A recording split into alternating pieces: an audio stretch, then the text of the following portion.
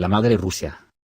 En un viaje de ida y vuelta a Torrevieja compartí coche con dos chicas rusas, una me acompañó a la ida y la otra a la vuelta. Me desplazaba ahí a visitar a mi madre que había aprobado una oposición y le habían dado una plaza para cubrir una sustitución en un colegio. Así que aproveché la ocasión y llené mis asientos con gente de Amovens y BlaBlaCar. Vacaciones en Siberia. La primera chica era originaria de Yaroslavl, una ciudad a unos 270 kilómetros al noroeste de Moscú. Llevaba 9 años viviendo en España, había trabajado un poco de todo y actualmente era profesora. Se mostró muy simpática, se había sentado en el asiento del copiloto y no solo estaba hablando mucho conmigo, sino que también conversaba con los otros dos chicos que nos acompañaban. Hablar con ella sobre Rusia fue muy instructivo. Por ejemplo, me llamó mucho la atención que ella y su familia veraneaban en Siberia. Yo no podía entender esta afirmación, estaba convencido que esta región era la más fría de Rusia, había salido decenas de veces en las noticias como alcanzaban temperaturas increíblemente bajas, además siempre se había visto en las películas que destinar a alguien a Siberia era un castigo, del que seguramente no se volvía. Pero me aclaró la duda, al parecer durante un par de semanas en junio en algunas regiones más al sur de Siberia, se alcanzaban unas temperaturas de entre 25 e incluso 30 grados. Lo cual combinado con la naturaleza de la región resultaba muy atractivo para unas vacaciones. Por supuesto tuvo que salir un poco el tema del balance de riqueza y pobreza que se vivía en su país actualmente.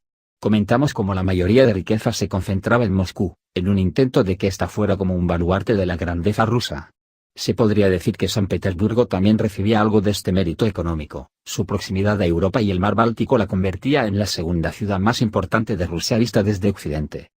Pero como yo ya me imaginaba y como ella me confirmó, esa no era la realidad de la mayoría de Rusia, había mucha pobreza y decadencia, las calles y calzadas no se mantenían, las infraestructuras públicas estaban desatendidas, mientras que los edificios y viviendas muy envejecidos se caían a pedazos. Y en Siberia era mucho peor. Le comenté que hacía poco había visto la película Gorrión Rojo, con una trama de espías y ambientada en una Rusia tras la Guerra Fría. En esta película había podido sentir esa decadencia que comentaba mi pasajera, claro estaba que era una producción norteamericana y que si podían transmitir ese deterioro o esa tristeza en la sociedad rusa, lo harían encantados fuera cierto o no. Pero mi pasajera lo confirmó, si la casa de la protagonista me había parecido vieja, o las instalaciones públicas llenas de goteras, grietas y desconchados me habían parecido tristes y sucias, la película no iba para nada desencaminada de la realidad. Soy un gran fanático de YouTube. 9gag y otros medios de divulgación de Internet. En ellos he visto durante años videos y memes del llamado Russia is different, una tendencia de contenido que cada día crece más en Internet. Gracias a ella podemos ver cómo es la vida en la Rusia profunda, rusos enfrentándose a osos, rusos conduciendo vehículos con solo una rueda en el eje de dirección delantero, rusos que tienen un antiguo tanque y lo sacan por las calles de su pueblo, rusos pegándose por haber tenido un accidente, o mi favorito. Rusos con un coche cortado por la mitad remolcado por un caballo a modo de cuadriga romana. La chica y los dos chicos se reían mucho según comentaba todas estas anécdotas que había ido viendo en YouTube. Los chicos de los asientos de atrás reconocían haber visto la mayoría de estas escenas y también eran fans de esta tendencia. Nuestra querida pasajera nos aclaró que eso era muy normal. Rusia era muy grande y había muchos rusos, pero según te acercabas a Siberia, la supervivencia era más difícil y seguramente estos vídeos eran de esas zonas. Allí la gente se buscaba la vida, no es que estuvieran locos o borrachos, es que realmente la vida era mucho más dura y esa era la forma de sobrevivir. Aprovechando el tirón, los chicos de atrás preguntaron sobre el vodka y sobre si los rusos bebían mucho. Nuestra pasajera comentó que ahora igual menos, antes los hombres estaban casi siempre borrachos y por su parte las mujeres no bebían, era algo cultural, los hombres después del trabajo se iban al bar a emborracharse. Aunque ahora la tendencia había cambiado, los hombres beben un poco menos. Casi siempre vodka o cerveza, pero ahora las mujeres han empezado a beber. Erróneamente consideré que según me iba diciendo, la única forma de tener calidad de vida en Rusia, tenía que ser viviendo en Moscú o San Petersburgo, pero la chica me dijo que no. Moscú básicamente estaba masificado, circular en coche era imposible, el metro no daba abasto, el alquiler era caro y la contaminación asfixiaba a sus habitantes. Por su parte San Petersburgo era más cómoda para vivir, pero ahí el invierno era mucho peor, ya que el clima de Moscú era seco y menos frío, pero en San Petersburgo el invierno era muy húmedo y las temperaturas más bajas, por lo que era una ciudad para estar encerrados constantemente. Y por esto y otras tantas historias nuestra pasajera había decidido salir de Rusia, hacía mucho que se había venido a España, abandonado la madre Rusia para quedarse con nosotros. Huyendo de Rusia. En el viaje de regreso, solo llevé a 2 pasajeros, una rusa de origen checheno que hablaba perfectamente español, y a su pareja, un murciano que trabajaba muchos años en una oficina de correos en Valencia y que también hablaba perfectamente español. Ambos tenían una conversación muy interesante. Con el trabajador de correos pasé más de 1 hora hablando sobre ciencia y energías renovables, aunque teníamos visiones diferentes sobre la realidad tecnológica y sus correctos cauces de aplicación. Estuvimos cerca de entrar en discusión, pero al final nos apaciguamos educadamente.